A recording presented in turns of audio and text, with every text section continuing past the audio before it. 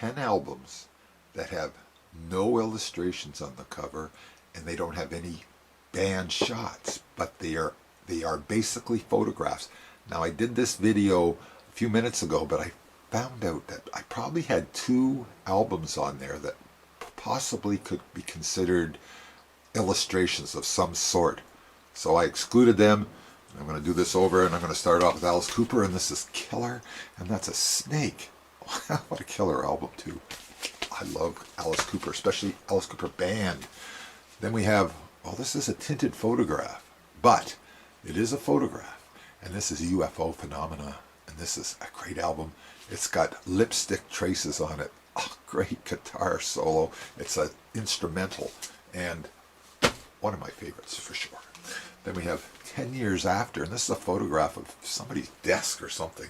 It's kind of weird. I don't quite understand. It's Cricklewood green. I keep wanting to say crinkle, but it's Cricklewood green.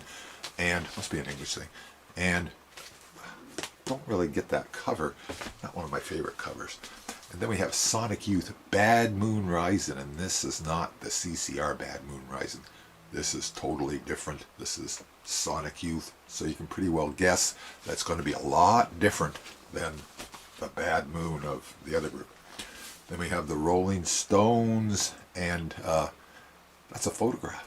And this is actually has the zipper, and you got to include it in a photographic album. Why not?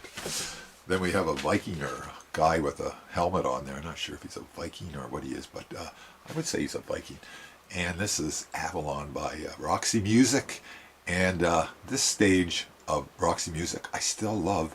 And that cover, it's a great album cover. God, it's a photograph too. And then I have Procol Harum, Shine On Brightly, and this one is a photograph that's been altered too, but great cover. Look at that cover. I know in England they had a different cover and it was real cheesy, but this is a great cover. Piano, back of a sculpture type of human form.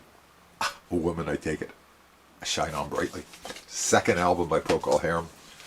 One of my faves. And we have Ozark Mountain Daredevils, another one of my favorite groups, and this is Men from Earth. And these guys are definitely men from Earth, and there's 3 mules with them walking through a field after a hard day's work. And Ozark Mountain Daredevils, great songwriters, singers. I love them, really, absolutely.